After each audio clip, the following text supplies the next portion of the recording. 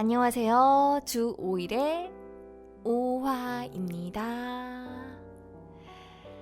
동화를 이제 2주 정도 읽어드렸는데 동화라는 게 참 결론이 잘나서 그렇지 않은 동심을 파괴하지 않으려고 만들었지만 정말 잔인한 부분도 있고 상상의 끝을 보여준다는 느낌도 종종 들어요.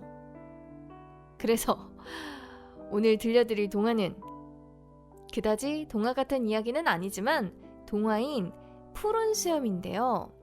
샤를르 페로의 동화입니다. 의처증을 소재로 삼고 있는데 의외로 이런 줄거리의 동화가 많다고 하네요. 프랑스의 작곡가 자크 오펜바흐에 의해 오페라로 제작되기도 했는데 오페라 버전은 줄거리가 많이 다르다고 합니다. 자꾸 이런 것만 읽네요. 그럼 줄거리 들어가겠습니다. 옛날에 푸른 수염이라는 별명을 가진 남성이 살고 있었습니다. 그는 여러 차례 결혼을 했으나 그때마다 아내들이 실종된 수상한 귀족입니다. 어느 날 그는 딸이 많이 있는 어느 가정에 청혼을 하고 결국 그 집의 막내딸과 결혼식을 올리게 됩니다. 결혼식을 올린 후 막내딸은 푸른 수염의 큰 성에서 살게 되었습니다. 푸른 수염은 이 성의 모든 문을 열 수 있는 열쇠를 주면서 모든 방을 다 열어도 좋지만 지하실 구석의 한 작은 방만은 열지 마시오 라고 했습니다.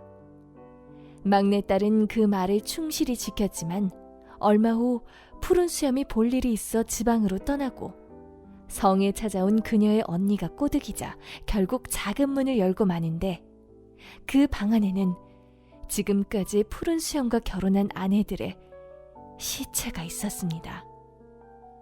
그녀는 두려움에 떨면서 방문을 다시 잠갔지만 방에 들어갈 때 열쇠를 떨어뜨려서 열쇠에 아내들의 시체에서 흘러나온 피가 묻어 지워지지 않았습니다.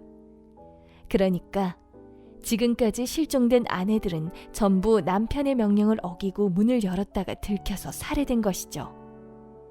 성에 돌아온 푸른 수염은 아내에게 줬던 열쇠에 묻은 피를 보고 그녀가 자신과의 약속을 깼다는 것에 분노하며 그녀를 살해하려 하는데 바로 죽이지 않고 아내에게 기도할 시간을 주는 바람에 마침 방문하기로 했던 그녀의 오빠들이 달려와 푸른 수염을 무찌르고 여동생을 구출합니다. 그리고 막내딸은 푸른 수염의 어마어마한 재산을 상속받게 되었습니다.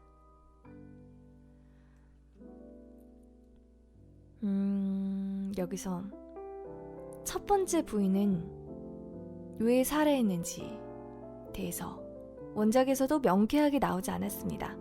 다만 푸른 수염을 원작으로 재해석한 작품들에서는 아내의 기만이나 불륜을 원인으로 보고 있습니다.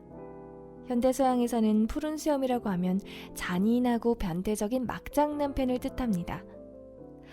제가 이 동화를 읽지는 않았는데 아주 어렸을 적에 TV에서 MBC에서 이 만화를 본 적이 있어요.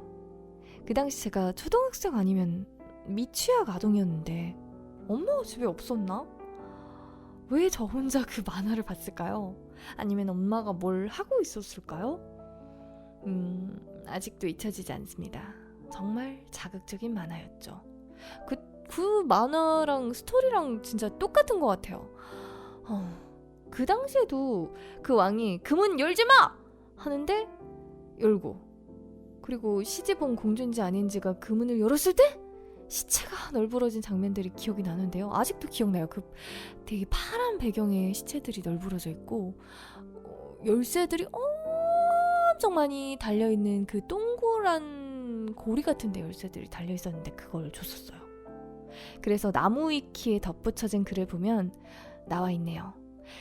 MBC에서 애니메이션판 그림 명작 동화를 방영했을 때 이 푸른 수염도 나왔는데 시작하기 전에 잔인한 장면이 나오니 어린이들은 시청하지 마세요라는 경고문이 나왔다고 합니다. 저는 이 경고문을 못 봐서 봤나 봐요.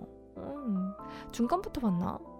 그리고 실제로도 방에 진열된 시체들이 나오고 막내딸의 오빠들이 도끼로 푸른 수염을 살해하는 모습이 나오는 등 만약 어린이가 봤으면 평생 트라우마로 남을 만한 장면이 그대로 방영됐다.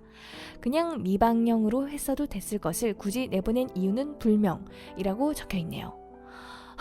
이 만화를 제가 봤습니다. 그래서 이 동화를 픽하기도 했지만요. 근데 저는 이거를 보고 트라우마라기보다는 뭐 이런 만화가 다 있지?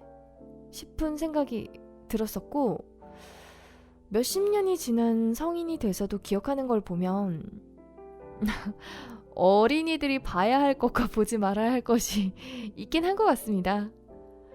그래서 오늘은 좀 주저리 타임이 많았네요. 이 동화는 근데 뭘 말하고 싶었던 걸까를 생각해 보게 됩니다. 여자의 호기심을 경고로 삼는데요. 현대 영문학 작가인 안젤라 카터는 단편집 피로 물든 방에서 고전 동화들을 다시 쓰면서 동화의 은연중에 나타난 기성 가치들을 전복시켰다고 합니다. 그 표제작 피로 물든 방에서는 푸른 수염 이야기에 나오는 남성 중심적인 사고를 비판했고, 그건 결말에서 잘 드러나는데요. 푸른 수염 이야기와 달리 카터의 단편에서는 오빠가 아닌 엄마가 직감적으로 딸이 위기에 처했다는 것을 알고 성에 와서 남편을 총으로 쏴버립니다. 또한 여성의 성적, 경제적 욕망이 드러나는 장면이 있다고 합니다.